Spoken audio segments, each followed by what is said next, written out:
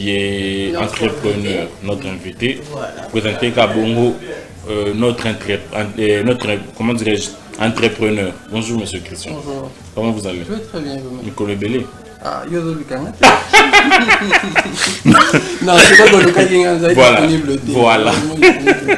Voilà. Alors, nous allons parler de l'entrepreneuriat comme moteur de développement. Il y a RDC, parce que les entrepreneuriat est comme le rôle à slogan, et comme le rôle à titre honorifique. Batubazomi Pesa, Batubazo Pesa Batu. Alors, le rôle à Yomokoza du domaine, on est toujours banda. Pour expliquer nous c'est quoi l'entrepreneuriat. Ok. Bon, on a corrigé, mais pas ça, non, qui est entrepreneuriat à titre honorifique. Et comme il rôle. Non, bon, le rôle baisa. Eza faute na bango te. Eza faute plutôt ya bato oyo ba entrepreneur bato sala la musala. C'est-à-dire quoi pour ceux qui muta bandi entrepreneuriat, azo sala ngo azo proposer produit mo pour na bato. Là qu'on a été. Eza qui a remarqué qu'il y a un besoin sur le marché, proposer produit pour na bato. Est-ce que ceux qui bato bazo sombaté ou bien bato bazo soutenir été. Ah que il bosse sauter. C'est ça. Donc c'est un peu ça le problème en tout cas Lilo. Mais pour la question de c'est quoi l'entrepreneuriat? L'entrepreneuriat c'est déjà juste le fait qu'il y a qu'entreprendre, il y a qu'au banda et loco. Donc ça peut être service, et que ça va même qui mutazo à bien ça la ménage, à ça un repassage, et pas bateau, à ça la on peut dire yaourt, à ça bref bangouba, donc tout ce qui peut correspondre à besoin à bateau. C'est ça réellement entreprendre. Donc entreprendre comme vous avez dit que azote kamwangouba muto donc petit commerce. Oui. Petit commerce. Il y a un toko ben entrepreneuriat même pas petit commerce parce que l'entrepreneuriat na Congo on fait un peu l'amalgame, on pense que c'est tout ce qui est petit. Voilà. Quelqu'un peut commencer grand. Il entreprend parce que entrepreneur to Apple, je sais pas moi Microsoft, ça a commencé petit. Ça a commencé toujours petit. Et qu'on lit à force de gagner le marché, avec ça devient grand. Donc tout commence toujours quelque part. Même quelqu'un qui ouvre un cabinet de consultance ou bien bref, ça commence toujours quelque part. Même quand quelqu'un veut créer sa chaîne de télé, il entreprend.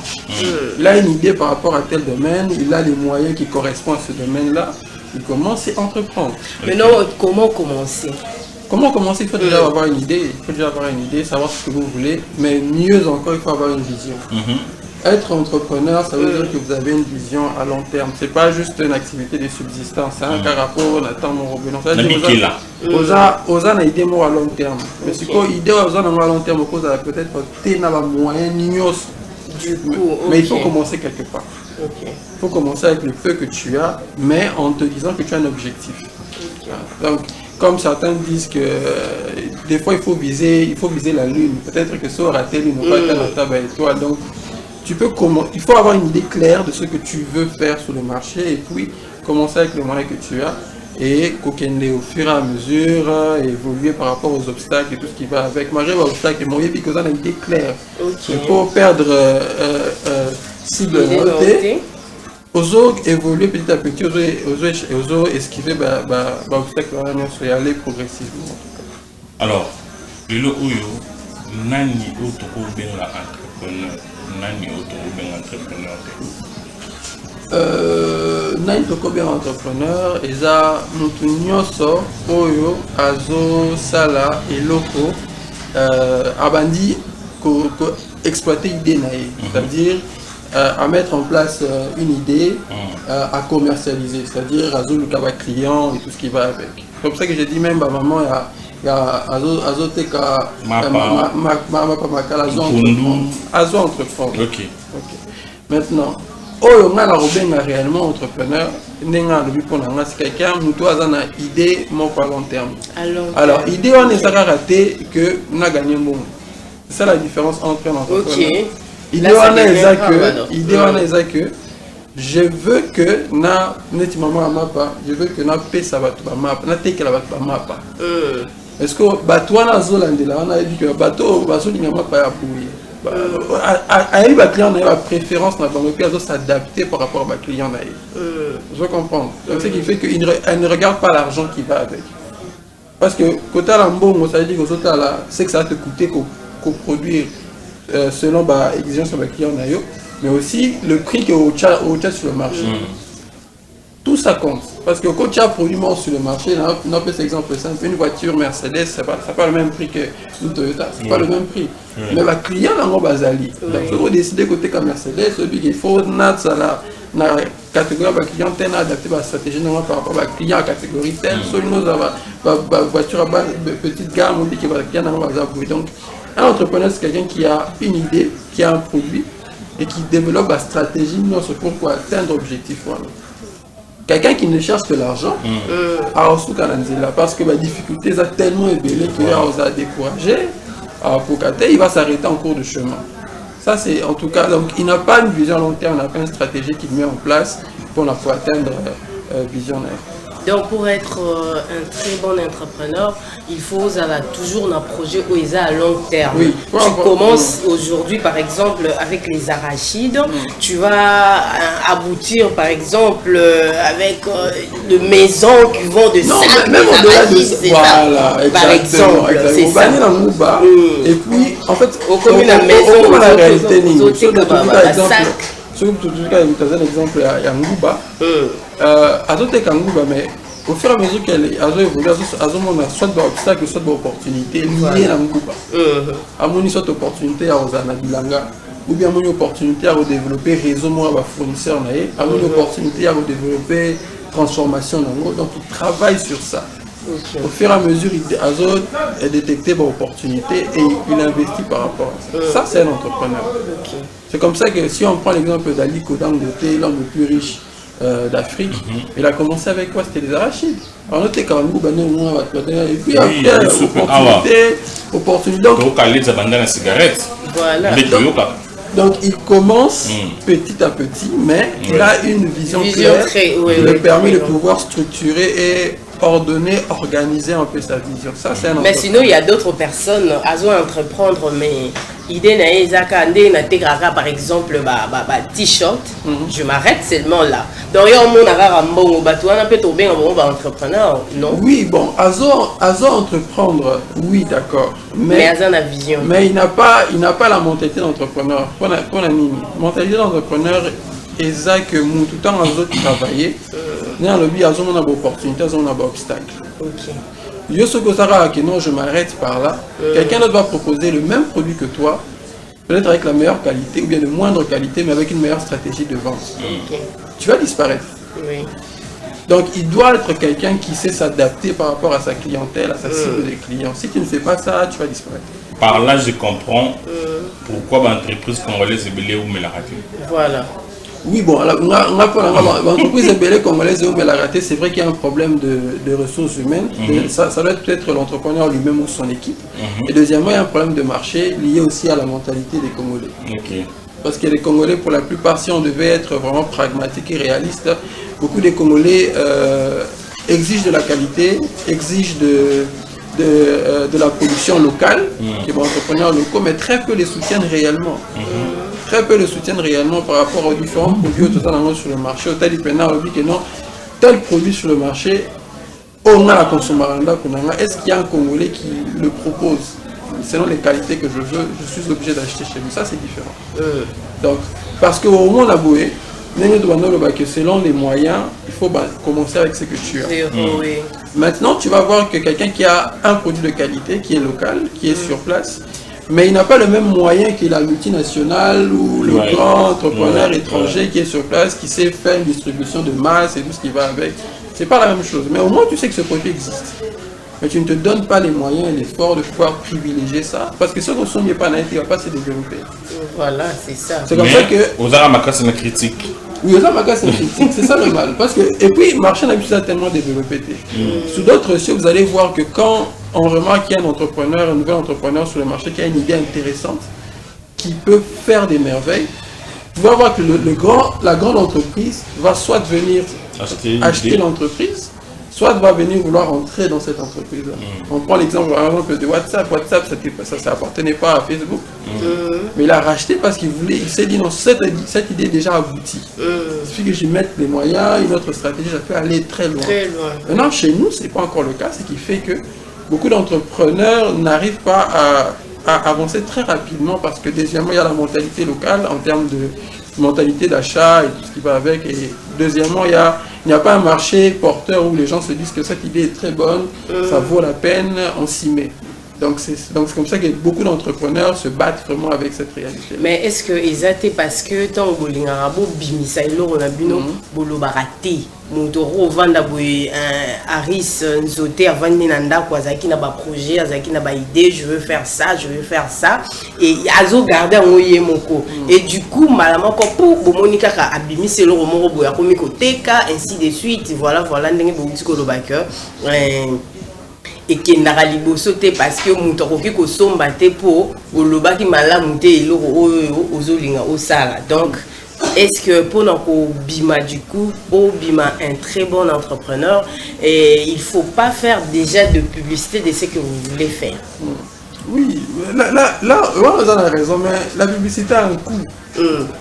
La publicité a un coût. Maintenant, un bon entrepreneur fait avec ce qu'il a. On est obligé de ça là comme tout le monde. En fait, d'abord, la base de l'entrepreneuriat, comme j'ai dit, c'est de proposer un produit qui répond à un besoin. C'est ça. Et ce besoin-là, généralement, vous l'avez identifié par rapport à, je dirais, groupement de personnes ou d'un lieu. Parce que c'est ça pour rester dans l'entrepreneuriat ou bien dans toute entreprise, c'est d'identifier réellement les besoins d'une certaine circonscription et tout ce qui va. Pour la peine qu'il y a un marché dans les arabes là.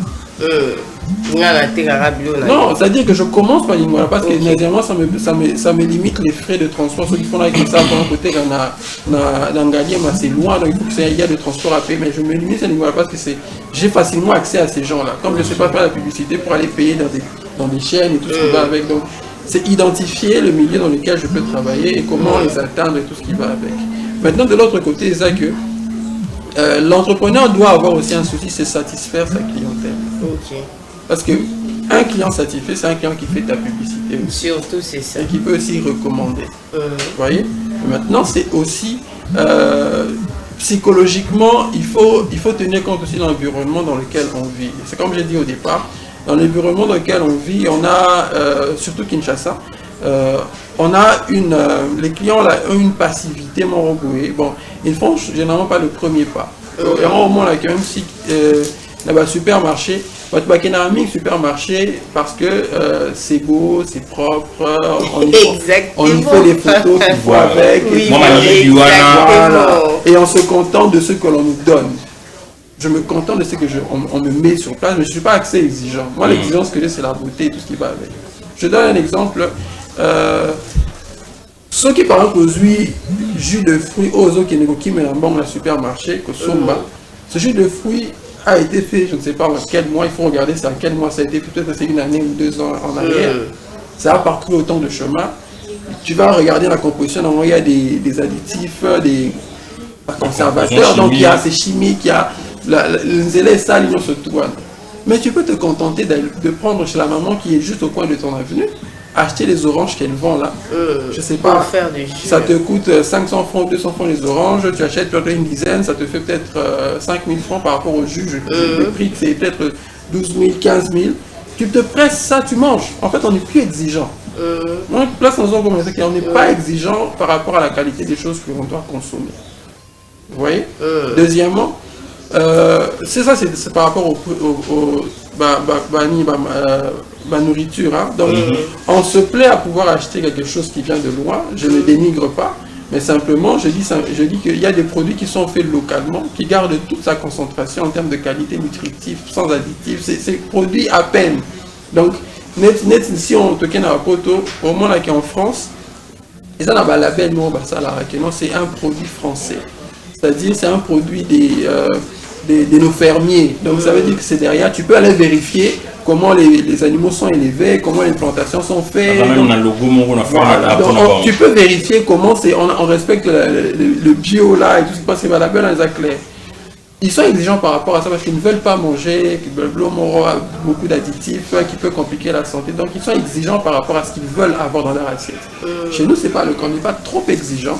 Ce qui fait que produire au coin de la rue ou bien de quelqu'un que tu connais personnellement qui produit quelque chose de bien, tu te dis, voilà, tu négliges. Ah oui, je dois aller là-bas. Mais est-ce qu'on a fait un sondage, il y a un place à Télé, et zo permettre, est-ce que vous savez rappeler sondage avant au bandabilo on a bien? Parce que soit il qui est à côté, parce que l'union il faut qu'on sonde. Justement, soit qui est d'état n'a généralisé, au cas par cas. Oui, normalement. Parce que ceux qui ont cité un produit ou un entrepreneur qui travaille dans un numéro bizarre, il y aura toujours un autre qui travaille dans les meilleures conditions qu'il y ait, mais au éviter. Ou bien aux unes, le temps il y a pas pour consommer produit. Donc, évitons de généraliser. Il y a des gens qui travaillent bien, qui ont les compétences qu'il faut, qui ont la passion qu'il faut, parce qu'entreprendre, il faut être passionné. Mais maintenant, de l'autre côté, il y a aussi une éducation qui doit être faite de l'autre côté. Mais ce n'est pas notre faute. Qu'entreprendre est bandit, il n'y a pas très longtemps. C'est aussi à cause de l'éducation qu'on a eue depuis beaucoup d'années. Ça compte. Déjà, tant que ça vu que non, aussi 6 classes. J'ai l'honneur. Donc, on nous a éduqués pour être employés quelque part, obligatoirement, pas pouvoir créer quelque chose. Donc, ce qui fait que les entrepreneurs sont venus très tardivement, ou en très grande masse sont venus très tardivement. Deuxièmement, client paie, côté Nabango. L'éducation, c'est... on nous a habitués à certains produits, on a de luxe, il faut tout ce qui va avec, et puis... on a déjà une idée fixe, on ne pense même pas qu'il y a des gens qui produisent les mêmes produits sur place. Exactement. Exactement.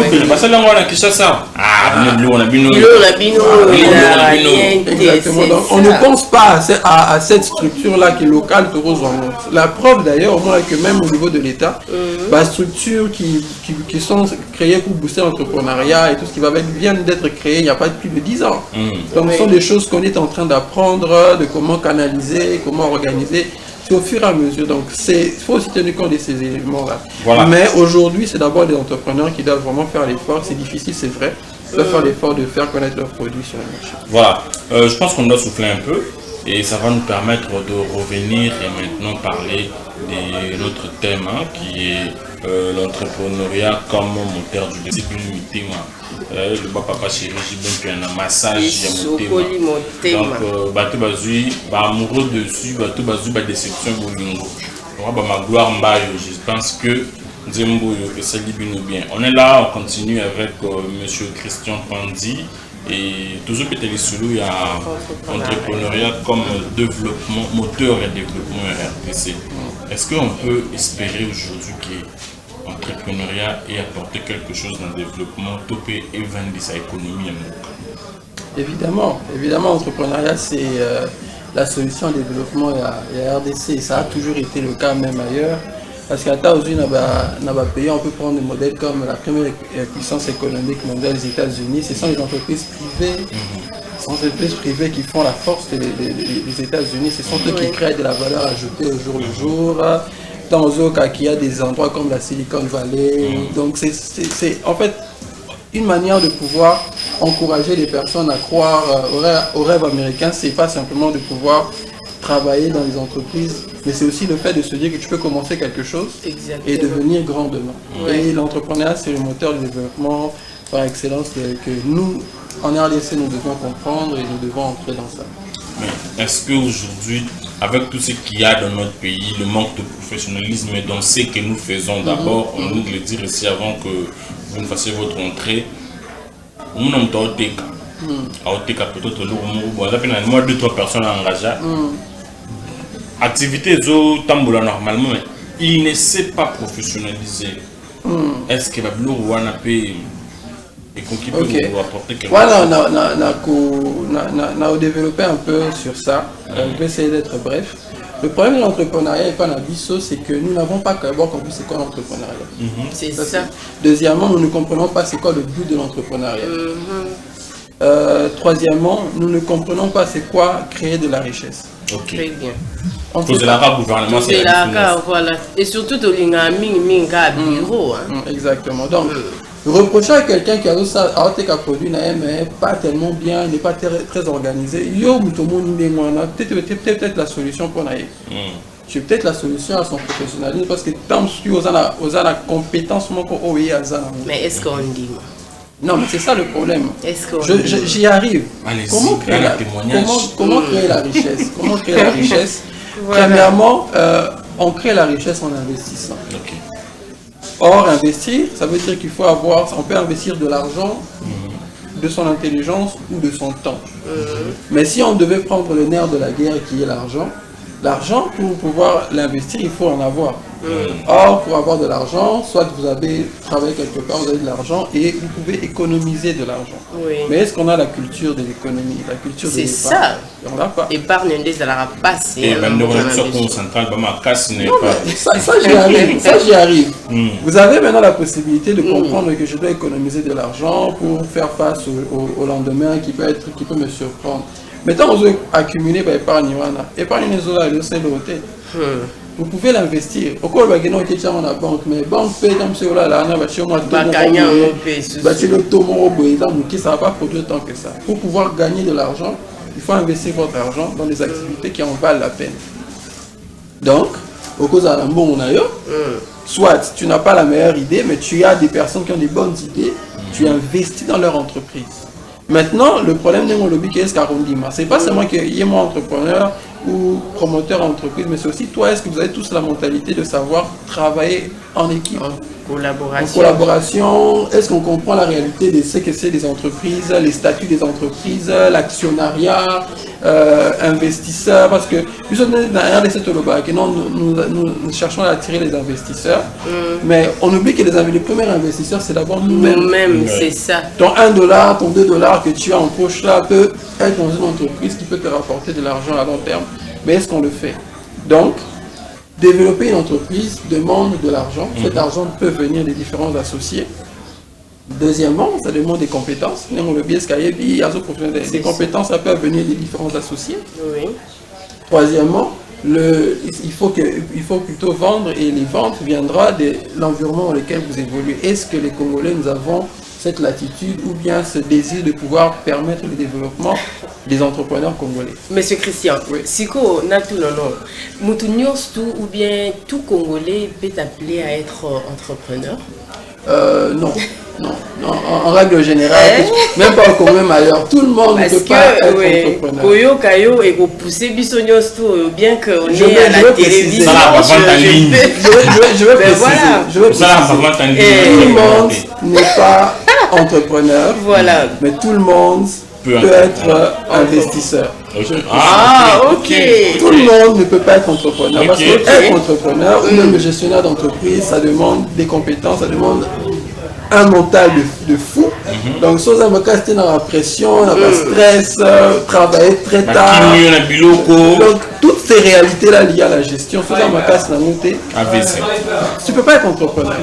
Mais tu peux être investisseur. Tu peux prendre ton argent, mettre dans une entreprise et suivre les règles de gestion, toutes les formes de gestion. Mais il y a aussi une différence parce que les téléspectateurs, mais avec un peu comme ça, une différence entre entrepreneurs. Ok, dans un exemple simple pour ne pas aller trop loin. C'est ça. Ok, vous avez encore à Kangasu qui vient, toi Katarasu qui très bien. Azan la compétence soit là, donc soit à ta team tout ce qui sentir que ça va. Ce qu'on a quartier, Botaline, tout ça, Belé, tout ça, ceux qui 5000 jeunes, 6000 jeunes, Batambola, Tambola, et tout ce qui va avec. Ah, Bissot, tu vois, on a fait, il y a Katarasu qui vient, tout ce qui va avec. Tu vois, maison dans le coin. Tu fous la garantie, tu as ça, il y a aménagement, tout ça, tu as une condition, un salon de coiffure professionnel, moderne. Et à Katarasu qui te dit, si moi 2 personnes, 3 personnes, à Katarasu qui bâtonne à Bazouera. Tout le bénéfice n'a pas malin. Tu as ce que les années. On est investisseur. Ok, je comprends. Ok, c'est bon. Continuons. Mais on utilise savoir-faire à mon corps en le mettant dans un environnement qui le permet de s'épanouir, de générer de l'argent et yo un salaire naé ou bien ceux qui ont une part d'entreprise mais yo ceux par exemple au sponsorisé activité on a 50% des entreprises. Ça veut dire que tous les bénéfices na fin bolongoli ba charge on sur électricité bolongoli consommation matériel ba poudre ba nini tout pas botika là na ceux qui gagnent 1000 yo 50% d'entreprise 500 €. Ok, on comprend. On a qu'on investir. D'accord, on comprend. Tout le monde peut être investisseur. Pourquoi je dis ça? Parce que on veut booster l'entrepreneuriat. On estime que l'entrepreneuriat peut être le moyen de développement du pays, oui. Mais l'entrepreneuriat aura toujours besoin d'argent nécessaire parce que toujours on a une idée à Nguba. Au moment où on a une idée à investir, qu'on travaille dans Maramangouba, il se dit qu'il y a une bonne opportunité d'investir dans Kosala Mwamba. On est dans ça, on a machine, tout ça. Donc, je peux, qu'on la machine, qu'on soit en pot qui vont avec, étiquette à bien, et rivaliser dans tout importer du banane, mais ils ont un local avec tout, parce qu'ils ont du banane, ils ont ici, ça des beurre, nakati, donc, on peut faire ça, mais il aura besoin d'argent. Mais toi, tu peux être la personne qui a un peu d'économie à côté, au Bakissi, bon, ça dit que vous avez une machine qu'il faut, vous installer dans les endroits qu'il faut. Mais il n'y a aucun problème. Non, mais justement, c'est ça l'avantage. Maintenant, l'écosystème, vous devez savoir qu'il faut organiser. C'est ce que l'État fait quand il annonce à l'institution, ils ont boosté l'entrepreneuriat, c'est aussi, il faut apprendre. Il faut un statut, donc il y a un pacte d'actionnaires, ou bien il faut un statut, donc il faut organiser les choses. Si c'est pour ça se fait ailleurs, chez nous ça peut se faire, c'est juste un problème de volonté. Mais surtout, un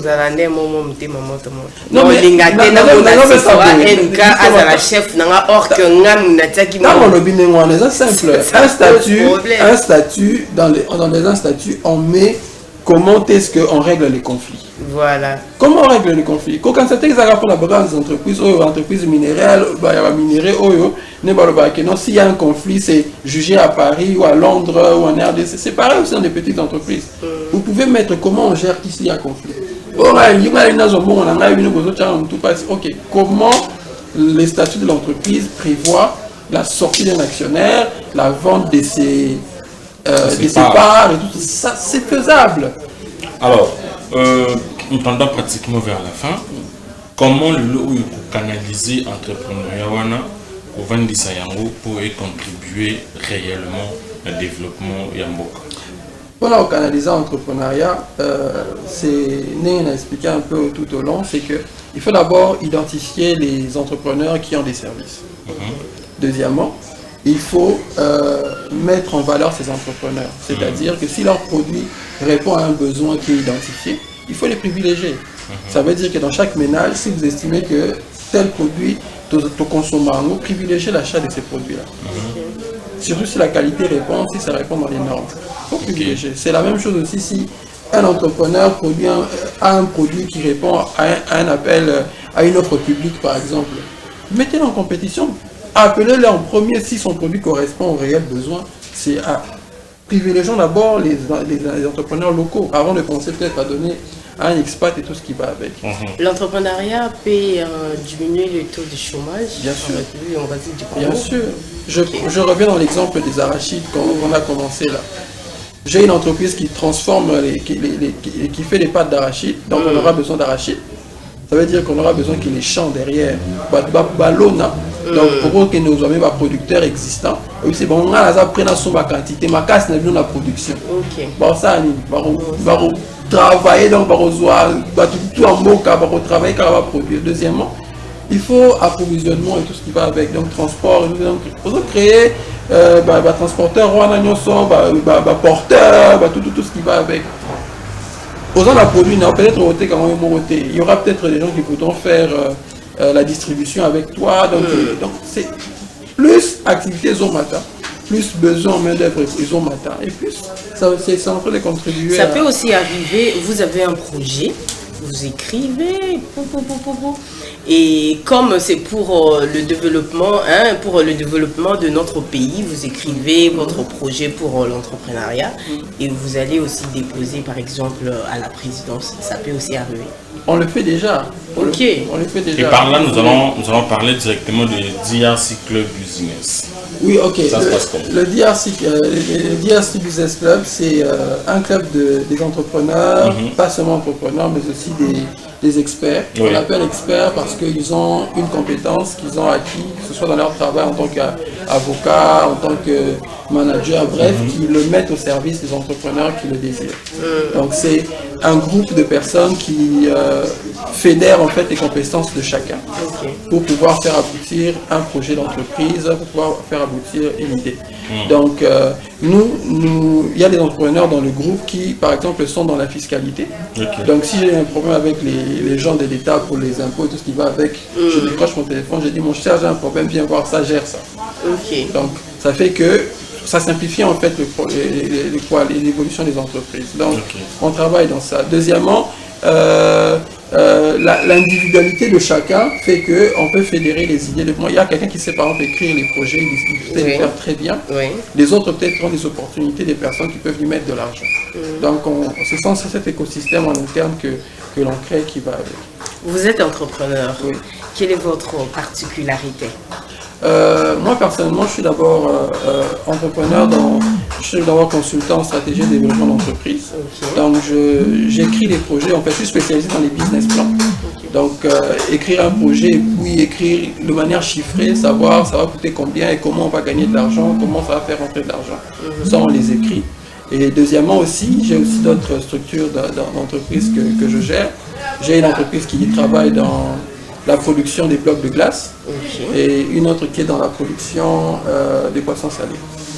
Mboka, c'est ça? Exactement. Et qui est géré par Pandi Food. Oui, Pandi Food Factory. Là, voilà, on va parler de Mboka aujourd'hui. Prochainement, on pourra parler, voilà, il ne reste que 5 minutes.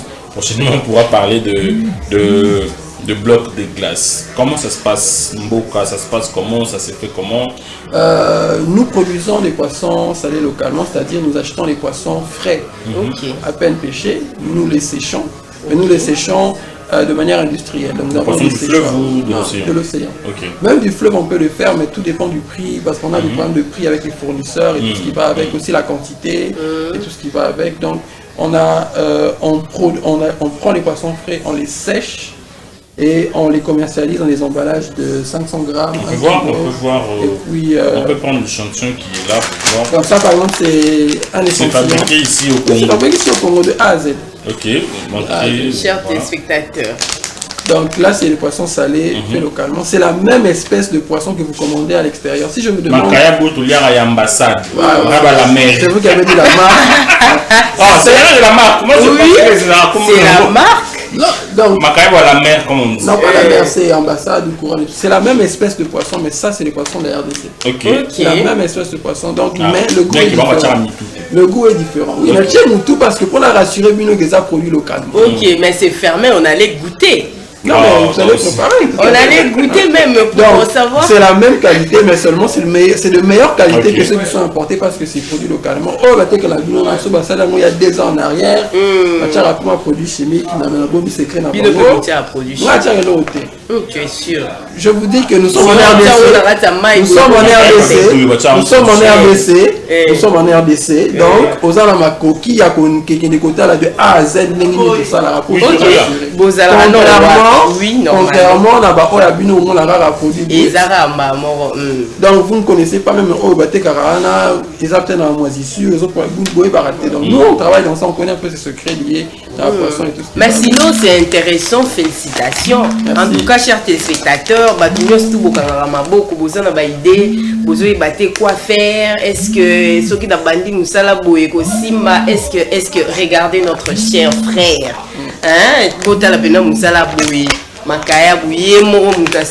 et puis regardez l'emballage. C'est ce qui m'a attiré vraiment premièrement. Regardez d'abord l'emballage et tant on au Boïko Somba, John. Ah non, alors, si les gens veulent vous contacter, nous sommes arrivés à la fin, si les gens veulent vous contacter pour s'en procurer. Ok, ils peuvent appeler ou écrire sur WhatsApp au 089 034 8 4 fois. Donc 089 034 8 4 fois. Ok, voilà, donc c'est ça. Et est-ce que possibilité peut être grossiste et oui, évidemment, on travaille sur ça en tout cas. Évidemment, grossiste, tout ça, donc il n'y a pas de problème. Tout ça là, tout ça moderne. Togo est prix. Donc, voilà, au prix de détail, le kilo c'est à 12 $. Au prix de détail, le kilo c'est à 12 $. Ok. En gros, ça dépend de la quantité. Donc, selon la quantité que la personne veut commander, et on lui donne le prix. Voilà, regardez la caméra, votre mot de la fin. Voilà. Peut-être. Ok. Bon, entrepreneuriat, ils voient bien. Mais j'insiste sur le fait qu'on ne peut pas entreprendre sans tenir compte de l'environnement dans lequel on vit. Donc, on a besoin des clients. Et deuxièmement, on a besoin aussi d'entrepreneurs qui ont la passion de leur activité et qui veulent bien produire et améliorer la qualité de leurs produits en fonction des retours de leurs clients. Mais les clients, surtout les Congolais, privilégient les produits locaux afin de leur permettre de pouvoir s'améliorer, d'acheter des matériels supplémentaires, d'engager des personnes supplémentaires, bref, de pouvoir grandir et de devenir des grandes entreprises comme les autres que l'on admire, qui ont aussi commencé petits et qui ont évolué. Mais les entrepreneurs congolais produisent aussi de la qualité. C'est à vous d'abord de pouvoir acheter, de consommer, de constater par vous-même. Voilà, afin d'en finir avec toi. Voilà, chers téléspectateurs, je pense que vous allez qui on a ébélé pour l'Ankolanda Bisso, tout le bel likambo et zali na entrepreneuriat. Tout va n'arato et baraté l'entrepreneuriat, donc toujours le bel entrepreneuriat, ils a la ranine, l'entrepreneuriat, il faut aussi la ranine. Alors, tout yamba qui monsieur Christian, Pandi. Alors Christian Pandi, as un entrepreneur, à banda qui moussala na yena zéro. Et aujourd'hui, vous avez vu. Et donc, à Sali, ils vraiment à Motuya. Il faut tout soutenir Batinios, tout au Bazali, dans le projet à Malam Yarusala. Alors, Ndenge Ndeko Christian, Outi Koloba, tout, mais un peu soutenir les produits où ils allaient locaux. Tout qui m'a remboursé quand on a produit où ils allaient à Libanda, on a des arts de bonne qualité. En tout cas, là, je dis non. Regardez par exemple ceci. Makaya Bouya Biso Moro Yabana Mboka, Tidile Mboka. En tout cas, je vous invite aux intéressés. Hein? Benga Biso ko hésiter qu'on doit vraiment produire nous-mêmes dans la fête si on peut l'utiliser, c'est ça. Donc voilà, bo benga po isa ba produit moko isa vraiment intéressant bo kangama bogote bandeko na ngai o nyoso amona que a manquaka à faire a mona relo ko ça les até mboka mobima et surtout je peux encore Kobeta c'était na ba onyos tout balobaka musala izaka ka bureau en tout cas non hein maboko na biso ekosala musala ya malamu en tout cas je vous encourage onyos to yebi musala na ya muke mukana à mettre en valeur et puis à cause d'un résultat ya malamu voilà merci beaucoup merci monsieur Christian Pandi d'avoir répondu à notre invitation merci Raphaël Sanza merci Magloire Mbayou merci welcome Bemba merci le cordon appuie pan l'oxygène de la presse merci Nayo on a le bar toujours le moko moni kolo nzambe na bunzambe na ye a rejuger biso ba congolais a rejuger biso kaka pona masumu to salite mais pona nini oyo to sali ya talent oyo pesa ki biso eza le voilà li solo ya oyo yizo beta ki a lebi mokonzi mo ake mobembo atikili bana misala na ye ba talent moi quoi fructifier ni ba fructifier yango mususu abino ngana banga ina nga nakenda ko bombango atie na boloko c'est de même que le Seigneur va nous juger na pesa ki talent okanga suki bien le yeso kangi suki pour mettre tout le monde d'accord parce que au lieu au professionnaliser talent on a commencé la musala au salon yo otie na vie na yo ulingano ka mibali ya batu ya batata ba futako asumbela ko ba téléphone ba futela ko banda c'est une bêtise Ozana talent moroboui par exemple, un jeune garçon aurait passé à Kabilamba très bien. Le yoso aurait passé chemise. Pour comme à froisser, il faut attendre sous 2 semaines. Au lieu de mettre en place structure moro ya repassage, yo musana ko calé batu na ba coin, musana ko lenga ba mama ya mikolo. Roma gigolo ka poser à bala. C'est une bêtise. Nous devons réfléchir et mettre en pratique ce que nous avons comme talent. On peut leur juger biso pour la makambouna. Ni autre ça pour un talent na biso. On a le bac j'ai fait ma part. Voilà, on va se retrouver la semaine prochaine avec le même plaisir. Merci à tout le monde qui nous ont suivis de partout. Ayons l'amour du Congo et du Congolais, que la haine quitte nos cœurs. Au revoir. Au revoir.